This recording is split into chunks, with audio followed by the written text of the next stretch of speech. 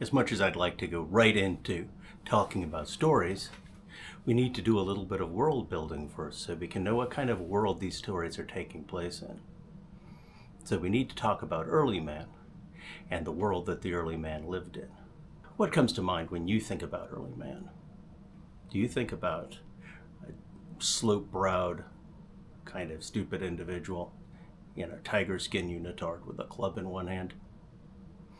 This picture comes from the idea that early man came from a simian ancestor, and earlier than that came from overly organized molecules that got mutated until they turned into people. Now this is a line of thought that when you follow it to the end comes up with some really evil results. Fortunately, the Bible tells us that that idea of early man is as mythological as the unicorn or the hippogriff.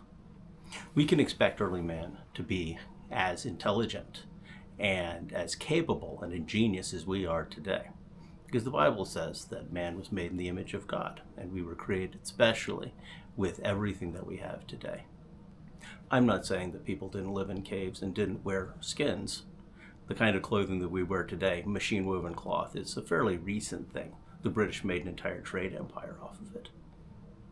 What I am saying is that these people were just as intelligent and capable as you and I are. Now, how are these people going to survive in this world? Well, first of all, we have to figure out what there isn't. There aren't any roads. There aren't any cars. There aren't any crowds at the grocery store. There aren't any grocery stores. That means that if you want to find food, you have to find it yourself.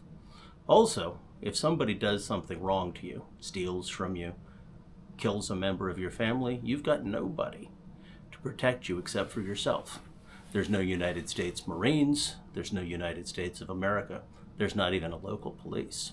And if there were, you couldn't call them because there aren't any phones. Nothing but a big, beautiful world filled with wonderful animals. And so, what did early man do? Well, obviously, when there weren't a lot of them, they hunted and gathered. Hunting and gathering is still practiced today. What it means is you just move around the place finding animals and berry bushes and trees and anything else that you can eat.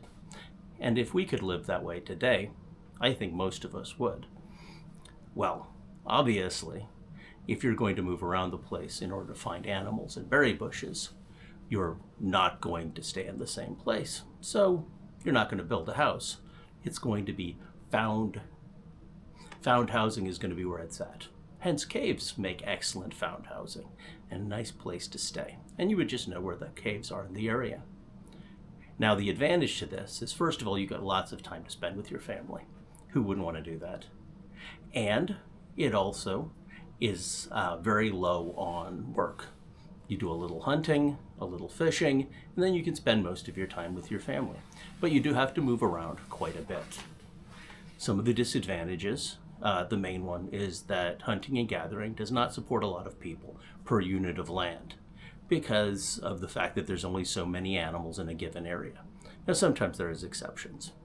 Like when there's rivers full of salmon, that would be an exception. But most of the time you have to move about a goodish bit, which means you're going to run into other hunter-gatherers, which sometimes can mean conflict because, unfortunately, nobody wants other people eating all their berry bushes and animals. Once populations start getting a little bit higher, people start to husband animals. Now, in the ancient Near East, in the Bible, mostly this would mean sheep and goats, with lesser numbers of other animals, sometimes camels and sometimes horses or donkeys. Now, this is a number of advantages.